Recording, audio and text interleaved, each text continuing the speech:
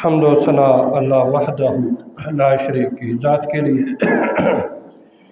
بے شمار لا تعداد درود و سلام سید الاولین والمرسلین امام الانبیاء محمد الرسول اللہ صلی اللہ علیہ وآلہ وسلم کی ذات اقدس مقدس مطہر کے لیے۔ اللہ تبارک و تعالی کا یہ فرمان ان لوگوں کو اللہ سے ڈر جانا چاہیے جو نبی کریم صلی اللہ علیہ وآلہ وسلم کی ہر بات کی مخالفت کرتے ہیں۔ اس بات کا ان کو ڈر ہونا چاہیے کہ کہیں وہ کسی فتنے میں مبتلا نہ ہو جائیں یا ان کو اللہ کی طرف سے دردناک عذاب نہ پہنچ جائے۔ آج ہمارے معاشرے میں کیے جانے والے تمام اعمال الا ماشاءاللہ کوئی عمل ہو جو ہم سنت کے مطابق کر رہے ہوں، زیادہ تر وہ عمل ہیں جو صرف ہماری خواہشات پر ہیں، حتیٰ کہ جو ہم نماز پڑھتے ہیں تو وہ بھی خشوع خضوع اور اللہ کے نبی صلی اللہ علیہ وسلم کا طریقہ ہمیں نظر نہیں آتا۔ آئے جلدی جلدی پڑھی اور چلے گئے۔ نماز کے اندر کی جانے والی غلطیوں کے حوالے سے گفتگو جاری ہے۔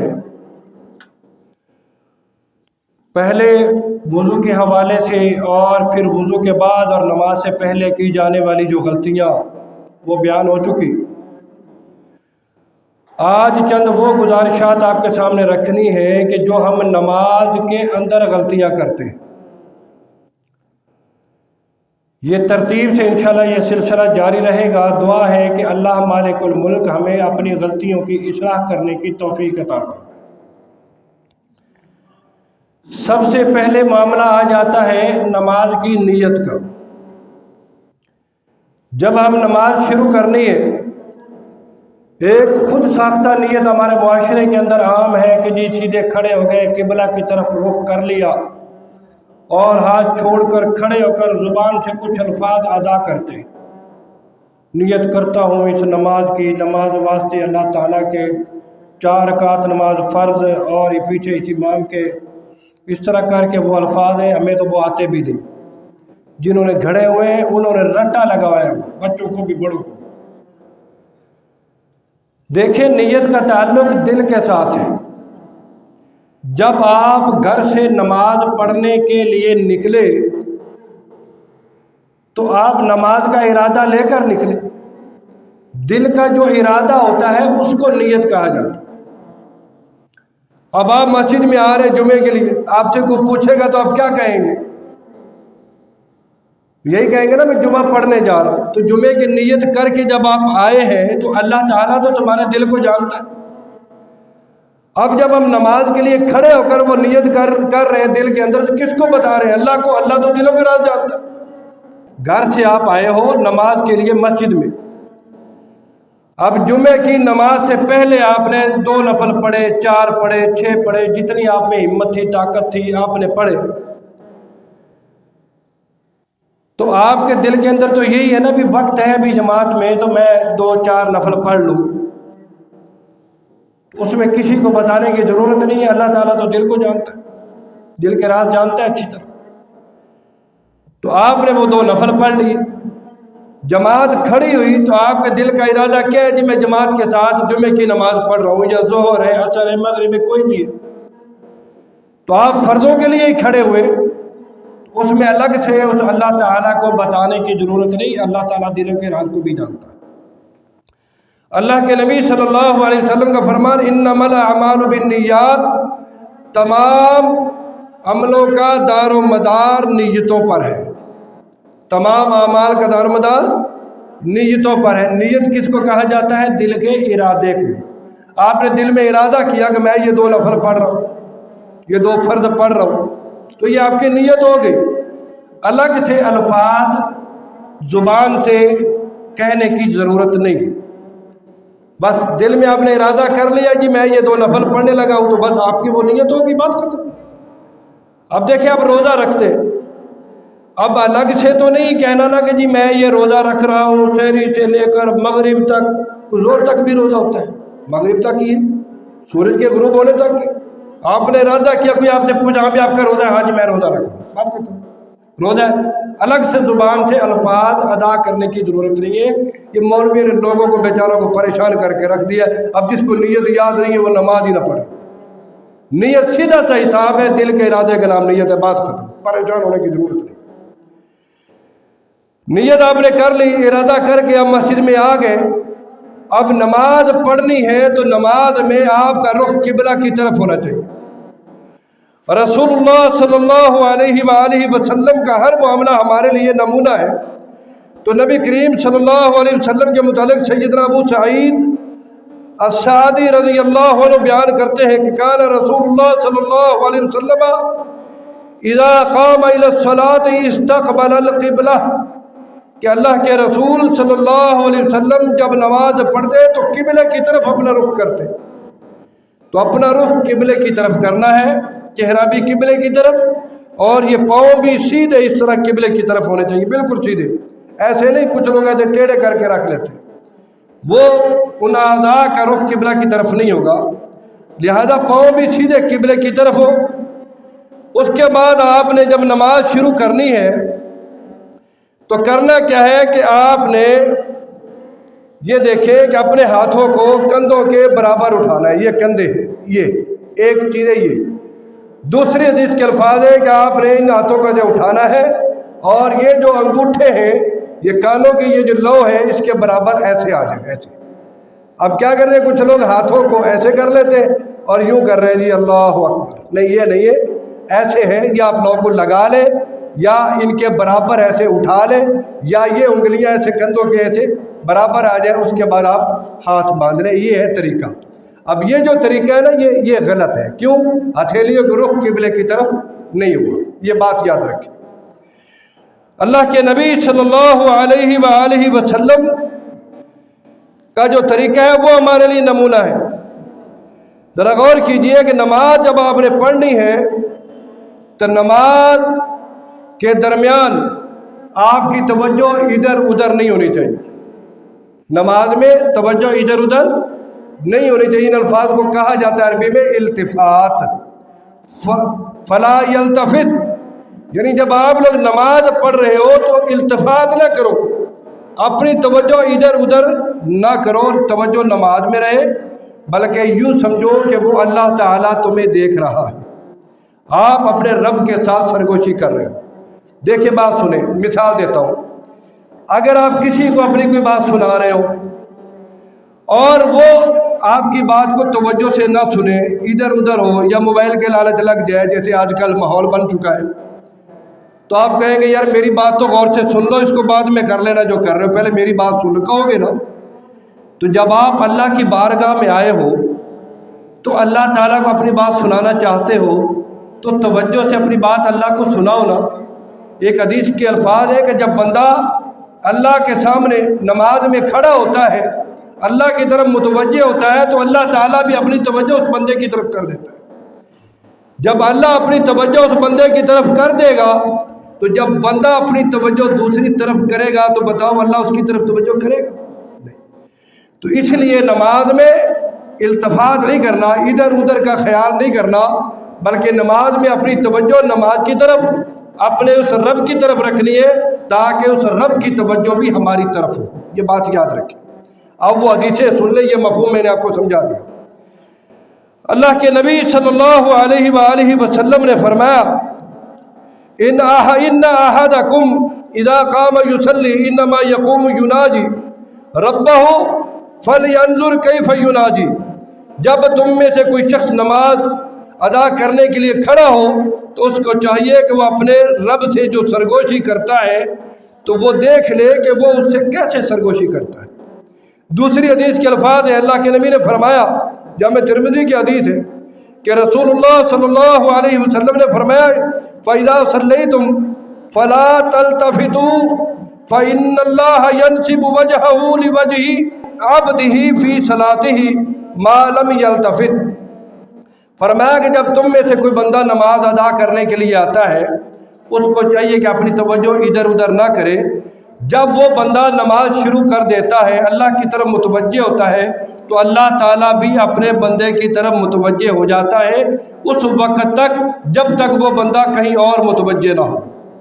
جب بندے کی توجہ کہیں اور ہو گئی تو پھر اللہ کی توجہ بھی اپنے بندے کی طرف نہیں رہتی، یہ بات یاد رکھیے۔ جامع ترمذی کی حدیث ہے۔ اور اس سے بڑھ کر جو بڑی غلطی نماز کے اندر ہم کرتے ہیں، بات یاد رکھیے کہ اللہ کے نبی صلی اللہ علیہ وآلہ وسلم کی سنت ہے 4 مقامات پر رفع الیدین کرنا۔ رفع کا معنی ہوتا ہے اٹھانا، جو عربی ممالک میں رہتے ہیں وہ سمجھتے ہیں رفع کا معنی ہوتا ہے اٹھانا، یدیہ کا معنی ہوتا ہے دونوں ہاتھ، اپنے دونوں ہاتھ۔ رفع الیدین یعنی اپنے دونوں ہاتھوں کو اٹھانا۔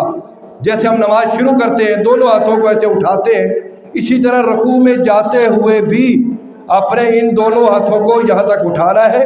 پھر رکوع چلے گئے، رکوع سے جب کھڑے ہونا ہے تو پھر بھی دونوں ہاتھوں کو یہاں تک اٹھانا ہے، ٹھیک ہے۔ اور پھر سجدے گئے، 2 سجدے کرنے کے بعد اس رکعت میں کھڑے ہو گئے، اور پھر اسی طرح رکوع میں جاتے ہوئے، رکوع سے کھڑے ہوتے ہوئے پھر آپ دوسری رکعت کے بعد دوسری رکعت میں بیٹھ گئے، یعنی دوسری رکعت کے دونوں سجدے کرنے کے بعد بیٹھ گئے۔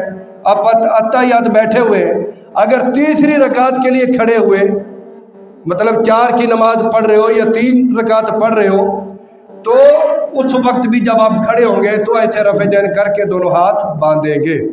یہ حدیث ہے صحیح بخاری کے اندر، سیدنا عبداللہ بن عمر رضی اللہ عنہ اس حدیث کے راوی ہیں۔ صحیح بخاری اور صحیح مسلم کی حدیث ہے کہ رسول اللہ صلی اللہ علیہ وسلم نماز شروع کرتے وقت اپنے دونوں ہاتھوں کو کندھوں تک اٹھاتے، اور اسی طرح جب رکوع کے لیے اللہ اکبر کہتے، جب رکوع سے سر اٹھاتے دونوں ہاتھ اٹھاتے، اور اسی طرح رکوع سے سر مبارک اٹھاتے ہوئے سمی اللہ لمن حمدہ جب کہتے تو اپنے ہاتھ اٹھاتے۔ سجدے میں جاتے وقت رفع الیدین نہیں کرتے تھے۔ یہ ہے عبداللہ بن عمر رضی اللہ عنہ کی حدیث۔ اور اسی طرح ابو قلابہ رضی اللہ عنہ، انہوں نے مالک بن حویرث رضی اللہ عنہ کو دیکھا۔ ابو قلابہ یہ بیان کرتے ہیں کہ میں نے دیکھا کن کو؟ مالک بن حویرث کو۔ مالک بن حویرث کون ہے؟ آپ صلی اللہ علیہ وسلم کی آخری نمازوں کو انہوں نے دیکھا ہے۔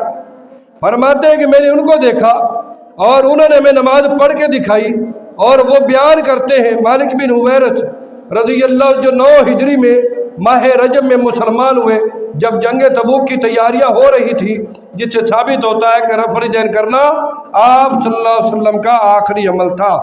وہ کیا فرماتے ہیں کہ جب نماز شروع کرتے تو رفع الیدین کرتے تکبیر تحریمہ کے ساتھ، رکوع میں جاتے ہوئے، رکوع سے سر اٹھاتے ہوئے، اور جب ان سے پوچھا گیا وہ کہتے ہیں کہ میں نے اللہ کے رسول صلی اللہ علیہ وسلم کو اسی طرح کرتے ہوئے دیکھا ہے۔ یہ مالک بن حویرث رضی اللہ عنہ صحابی رسول ہے، ان سے بیان کرنے والے ابو قلابہ ہیں۔ اسی طرح سیدنا وائل بن حجر رضی اللہ عنہ، ان کی بھی ایک حدیث اسی حوالے سے یہی معنی ہے، وہ بھی یہی بیان کرتے ہیں۔ 9 ہجری میں یہ بھی مسلمان ہوئے، آپ اندازہ کیجئے، وائل بن حجر بھی 9 ہجری میں ہوئے ہیں، اور مالک بن حویرث بھی 9 ہجری میں ہوئے ہیں۔ آخری نمازوں کو انہوں نے اچھی طرح دیکھا ہے۔ اور صحابہ کرام میں سیدنا ابوبکر صدیق، عمر، عثمان، علی، جو چاروں خلفائے راشدین ہیں، ان سے بھی ثابت ہے، اور دیگر سارے کے سارے صحابہ سے رفع الیدین کرنا ثابت ہے۔ بلکہ امام بخاری رحمہ اللہ نے جز رفع الیدین ایک کتاب انہوں نے لکھی، اس کے اندر لکھتے ہیں کسی ایک صحابی سے بھی صحیح حدیث ایسی مروی نہیں ہے کہ جس میں یہ کہا گیا ہو کہ اللہ کے پیغمبر نے رفع الیدین نہیں کیا۔ اگر اللہ کے نبی صلی اللہ علیہ وسلم کے دور میں رفع الیدین منسوخ ہو چکا تھا، تو تابعین میں سے جو اور تابعین سے ثابت ہے، ان میں ایک تابعی ذرا غور کیجئے، امام عطا بن ابی رباح رحمہ اللہ، جو امام ابو حنیفہ کے استاد ہیں۔ امام ابو حنیفہ رحمۃ اللہ علیہ کے استاد ہیں امام عطا بن ابی رباح رحمہ اللہ۔ وہ فرماتے ہیں کہ میں نے 300 صحابہ کرام کو 300 صحابہ کرام کو میں نے رفع الیدین کرتے ہوئے دیکھا، اندازہ کریں۔ امام ابو حنیفہ کے استاد ہیں، اگر کسی طریقے امام ابو حنیفہ تک یہ حدیث نہیں پہنچی انہوں نے نہیں کیا، ہم اس بات کو لے کر بیٹھ گئے کہ یہ رفع الیدین منسوخ ہو گیا۔ اگر منسوخ ہوتا، اللہ کے پیغمبر صلی اللہ علیہ وسلم نے جس جس جگہ پر نماز پڑھی ہے وہاں آج بھی رفع الیدین ہو رہا ہے۔ یہ سب سے بڑی غلطی ہے جو ہم نماز میں رفع الیدین نہیں کرتے۔ یاد رکھیے جو اللہ کے پیغمبر صلی اللہ علیہ وسلم کا طریقہ معلوم ہونے کے بعد بھی اگر اس چیز کو فالو نہیں کرتا، اس کو نہیں اپناتا، اس کو نہیں مانتا، قرآن کی آیت کے مطابق اللہ تبارک و تعالیٰ فرماتا ہے ان لوگوں کو ڈر جانا چاہیے جو اللہ کے پیغمبر صلی اللہ علیہ وسلم کی ہر بات میں مخالفت کرتے ہیں، ان کو ڈر جانا چاہیے کس بات سے کہ وہ کسی فتنے میں مبتلا نہ ہو جائے یا ان پر اللہ کی طرف سے کوئی عذاب نازل نہ ہو۔ تو اس لیے ہمیں اس طریقے کو اپنانا چاہیے جو اللہ کے پیغمبر صلی اللہ علیہ وآلہ وسلم کا طریقہ ہے۔ تو یہ بات یاد رکھیے، اور یہ جب رفع الیدین کرنا ہے، ان رسول اللہ صلی اللہ علیہ وآلہ وسلم کان اذا کبر رفع یدیہ حتی یحاذی بہما اذنیہ، فرماتے ہیں کہ اللہ کے رسول صلی اللہ علیہ وسلم جب تکبیر کہتے اور اپنے دونوں ہاتھوں کو اٹھاتے حتیٰ کہ یہ جو کان ہے اس کے برابر اپنے دونوں ہاتھوں کو اٹھا لیا کرتے یہاں تک۔ ہم کیا کرتے؟ اب نماز شروع کرنے والا کیا کر رہا ہے جی؟ یہ کر رہا ہے۔ یہ طریقہ نہیں ہے، طریقہ یہ ہے، یہ سیدھے ہتھیلیوں کا رخ بھی قبلہ کی طرف ہونا چاہیے۔ یہ اللہ کے رسول صلی اللہ علیہ وسلم کا طریقہ ہے۔ اب اس کے بعد ہاتھوں کو باندھنا ہے، باندھنے کی کیفیت کیا ہو، ان کا طریقہ کار کیا ہو۔ عاصم بن کلیب کی حدیث کے مطابق ذرا غور کیجئے، فرماتے ہیں کہ اللہ کے رسول صلی اللہ علیہ وآلہ وسلم کے متعلق کہ آپ صلی اللہ علیہ وسلم نے ثم وضع یدہ الیمنی علی ظہر کفہ الیسری والرسع والساعد، فرماتے ہیں کہ اللہ کے پیغمبر صلی اللہ علیہ وسلم نے اپنے اس دائیں ہاتھ کو یہ بائیں ہاتھ کی اس پشت پر رکھا، اس پر یہاں پر اس طرح کر کے رکھا۔ دوسری کی حدیث کے الفاظ ہے، ذرا غور کیجئے، سیدنا حلبتائی رضی اللہ عنہ بیان کرتے ہیں رأیت النبی صلی اللہ علیہ وسلم یضع ہذہ علی صدرہ، فرماتے ہیں کہ اللہ کے پیغمبر اپنے دونوں ہاتھوں کو یہاں سینے پر باندھ لیا کرتے تھے۔ صحیح بخاری کی حدیث کے مطابق کہ اللہ کے پیغمبر اپنے دائیں ہاتھ کی یہ جو ہتھیلی ہے، یہ انگلی، اس کو یہ بائیں ہاتھ کی اس کلائی پر یوں رکھتے۔ اب بتائیے جب یہ کلائی یہاں پر آئے گی تو یہ ناف سے نیچے تو جائے گی نہیں، اس طرح جا ہی نہیں سکتی۔ جب یہاں پر یہ ہتھیلی ہوگی تو آٹومیٹکلی یہ ناف سے اوپر آئے گی، نیچے نہیں جائے گی۔ تو معلوم کیا ہوا کہ اللہ کے پیغمبر صلی اللہ علیہ وسلم کا جو طریقہ ہے اس کے مطابق اگر ہم نماز پڑھیں گے تو ہاتھ آٹومیٹکلی سینے پر آئیں گے۔ اگر بالفرض جس طرح یہ ہم بھائیوں کو دیکھتے ہیں وہ ہتھیلی ایسے رکھی ہوتی ہے اور یوں رکھا ہوتا ہے، اب بتائیے یہ دایاں ہاتھ یہ نیچے آ گیا یا اوپر آ گیا؟ جب یہ ناف سے نیچے ہوگا تو اس طرح یہ ہاتھ نیچے آتا ہے، اوپر ہوگا تو ایسے ہوگا، لیکن ایسے کوئی بھی نہیں رکھتا۔ اگر سینے پہ رکھنا ہے یہ کلائی یہاں پہ آئے گی، یہاں پہ رکھو گے یہ ناف کے نیچے جائے گا ہی نہیں، آٹومیٹکلی یہ ہاتھ سینے پر آئیں گے۔ ذرا تجربہ کر کے دیکھیے، غور کر کے دیکھیے، اللہ کی اللہ کے پیغمبر صلی اللہ علیہ وسلم کی ایک ایک سنت کو اپنا کر اس کے مطابق عمل کر کے دیکھو، اللہ تعالیٰ زندگی میں برکتیں نہ نازل کر دے تو کہنا۔ یہ اللہ کے پیغمبر صلی اللہ علیہ وسلم کا طریقہ ہے۔ اسی طرح جب ہم ہاتھ باندھ لیں گے، ہاتھ باندھنے کے بعد نماز میں سورہ فاتحہ کا پڑھنا لازمی ہے۔ بھائی لوگ کہا کرتے ہیں کہ جی امام کے پیچھے ہو گئے تو سورہ فاتحہ نہیں پڑھنی۔ اللہ کے پیغمبر صلی اللہ علیہ وسلم نے فرمایا لا صلاۃ لمن لم یقرأ بفاتحۃ الکتاب، فرمایا کہ جو شخص فاتحہ نہیں پڑھتا اس کی نماز نہیں۔ اللہ کے نبی فرمائے اس کی نماز نہیں، ہم کہتے ہیں اس کی نماز ہو جاتی ہے۔ شریعت اللہ کے نبی پہ نازل ہوئی یا ہم پر نازل ہوئی؟ شریعت اللہ کے نبی پہ نازل ہوئے، طریقہ اللہ کے نبی نے بتایا ہے، ہم نے نہیں بتانا، اپنی مرضی سے طریقہ نہیں بنانا، ہم نے وہ طریقہ لینا ہے جو اللہ کے نبی نے ہمیں بتایا ہے۔ اللہ کے نبی صلی اللہ علیہ وسلم نے کیا فرمایا؟ فاتحہ کے بغیر نماز نہیں۔ سیدنا عبادہ بن صامت رضی اللہ عنہ بیان کرتے ہیں کہ فجر کی نماز اللہ کے پیغمبر نے پڑھائی، پڑھانے کے بعد ہماری طرف متوجہ ہوئے، کہتے ہیں کہ میرے صحابہ بتائیے تم میرے پیچھے پڑھتے ہو؟ فرمایا ہاں اللہ کے رسول ہم پڑھتے ہیں۔ فرمایا میرے پیچھے تم کچھ نہ پڑھا کرو سوائے فاتحہ کے۔ جب قرات ہو رہی ہو اس میں فرمایا فاتحہ کے علاوہ جو بعد میں قرات ہے وہ نہ پڑھو، صرف فاتحہ پڑھ لیا کرو، باقی دعائیں رکوع سجود اور اتحیات یہ تو پڑھنی ہی پڑھنی ہے۔ فرمایا جو قرات ہے وہ نہ کرو، البتہ جو سورہ فاتحہ ہے وہ آپ پڑھ لیا کرو۔ آپ اندازہ کیجئے اس حدیث سے بھی یہی ثابت ہوتا ہے۔ یہ کتنی حدیث کی کتابوں کے اندر یہ حدیث موجود ہے، سنن ابی داؤد کے اندر ہے، ترمذی کے اندر ہے، نسائی کے اندر ہے، مسند احمد کے اندر ہے، اور صحیح سند کے ساتھ یہ حدیث موجود ہے۔ اسی طرح سیدنا ابو ہریرہ رضی اللہ عنہ حدیث کے راوی ہے، فرماتے ہیں مجھے حکم دیا گیا کہ میں گلیوں میں جا کر پورے مدینے میں یہ اعلان کر دوں کہ لوگوں، جو بندہ نماز میں سورہ فاتحہ نہیں پڑھتا اس کی نماز نہیں۔ حضرت ابو ہریرہ بیان کر رہے ہیں، صحابی رسول ہے جس سے سب سے زیادہ حدیثیں مروی ہیں، سب سے زیادہ حدیثیں بیان کرنے والے سیدنا ابو ہریرہ رضی اللہ عنہ ہیں۔ فرماتے ہیں مجھے اللہ کے نبی نے فرمایا گلیوں میں اعلان کر دو جو سورہ فاتحہ نہیں پڑھتا اس کی نماز نہیں۔ فرماتے من صلی صلاۃ لم یقرأ فیہا بأم القرآن فہی خداج ثلاثا غیر تمام۔ فرماتے ہیں کہ جو بندہ نماز پڑھتا ہے نماز میں فاتحہ نہیں پڑھتا اس کی نماز نہیں۔ یہ میں نے اللہ کے نبی کی زبان سے سنا ہے۔ اللہ کے نبی فرماتے ہیں فہی خداج فہی خداج فہی خداج، یعنی وہ ناقص ہے ناقص ہے ناقص ہے، نا تمام ہے نا تمام ہے نا تمام ہے، یعنی وہ نماز مکمل نہیں جو بندہ سورہ فاتحہ نماز کے اندر نہیں پڑھتا۔ اس سے آپ اندازہ کرو۔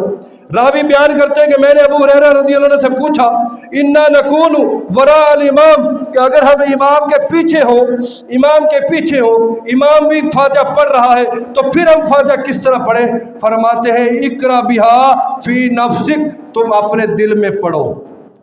آپ بتائیے صحابی رسول ہے وہ طریقہ بتا رہے ہیں، تم دل میں پڑھو۔ ظاہر پچھلا نمازی جو ہے وہ آواز سے تو نہیں پڑھے گا، وہ تو دل میں ہی پڑھے گا، لیکن اس کے باوجود انہوں نے یہ وضاحت کر دی۔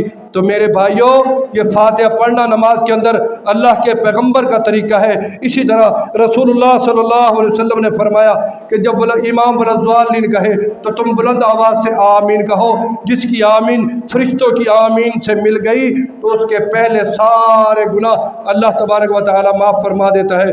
صحیح بخاری کے اندر بھی یہ حدیث موجود ہے، اور اسی طرح دیگر کتب حدیث کے اندر، سنن ابی داؤد کے اندر اور دیگر کتابوں کے اندر موجود ہے۔ سیدہ عائشہ رضی اللہ عنہ فرماتی ہے کہ اللہ کے رسول صلی اللہ علیہ وسلم نے فرمایا ما حسدتکم الجہود علی شیء ما حسدتکم علی السلام والتامین، یہودی جو سب سے زیادہ کس چیز سے چڑھتے ہیں نا وہ صرف دو چیزیں ہیں، ایک جو تم ایک دوسرے کو سلام کرتے ہو، دوسرا جو تم امام کے پیچھے بلند آواز سے آمین کہتے ہو، اس سے یہودیوں کو چڑ ہوتی ہے۔ آپ اندازہ کیجئے جب ہم امام کے پیچھے ولضالین امام کہے گا ہم آمین کہیں گے تو اللہ کے پیغمبر کیا فرماتے ہیں؟ یہودیوں کو چڑ ہوتی ہے۔ اگر کوئی مسلمان چڑھے گا تو بتاؤ وہ یہودیوں کا طریقہ اختیار کر رہا ہے یا مسلمانوں کا کر رہا ہے؟ تو اللہ کے نبی جس چیز کی تاکید کر رہے ہیں وہ سنت ہے، جو چڑھے گا وہ یہودیوں کے طریقے پر ہے، اس لیے ہمیں اللہ کے پیغمبر کے اس طریقے کو اپنانا چاہیے۔ اور اسی طرح ایک غلطی اور بھی ہوتی ہے، ہم نماز پڑھ رہے ہیں، امام نماز پڑھا رہے ہیں، امام ابھی کھڑا نہیں ہوا، امام سے پہلے ہی مقتدی کھڑے ہو جاتے ہیں۔ ہوتا ہے نہیں ہوتا؟ یہ بھی عموماً ہوتا ہے۔ اللہ کے پیغمبر نے کیا فرمایا؟ انما یخشی الذی یرفع رأسہ قبل الامام ان یحول اللہ رأسہ رأس حمار، اس بندے کو اللہ سے ڈرنا چاہیے جو امام سے پہلے کھڑا ہو جاتا ہے، اپنا سر امام سے پہلے اٹھا لیتا ہے، اس کو ڈرنا چاہیے کہ اللہ تعالیٰ اس کے سر کو گدھے کا سر نہ بنا دے۔ صحیح بخاری اور مسلم کی یہ حدیث ہے۔ دعا ہے کہ اللہ تبارک و تعالی ہمیں صحیح معنوں میں ان چیزوں کو سمجھنے کی، ان کے مطابق عمل کرنے کی توفیق عطا فرمائے۔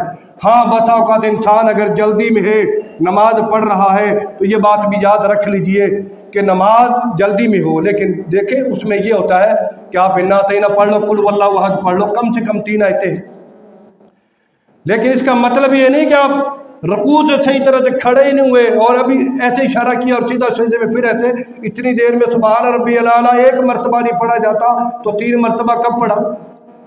ارکان پورے ادا ہونے چاہیے۔ اب جلدی میں ہے قرات کم کر لے، چھوٹی کر لے، یہ ہے کہ جو آپ نے سبحان ربی الاعلیٰ یا سبحان ربی العظیم 5 مرتبہ 7 مرتبہ پڑھ لیں، آپ جلدی سے اس کو 3 مرتبہ پڑھ لیں، ٹائم بھی کم لگ جائے گا اور جلدی نماز بھی پڑھ لیں گے، لیکن اس میں ارکان کا مکمل خیال کرنا ہے، رکوع سے کھڑے بھی صحیح طرح سے ہونا ہے، اس کو کہا جاتا ہے تعدیل ارکان، یعنی ان کو اعتدال کے ساتھ صحیح طریقے سے ادا کرنا ہے۔ اللہ تعالیٰ سے دعا ہے کہ اللہ تعالیٰ ہمیں صحیح معنوں میں قرآن و سنت کے مطابق اور اپنی نماز کو اللہ کے نبی کے طریقے کے مطابق پڑھنے کی توفیق عطا فرمائے۔ وما توفیقی الا باللہ۔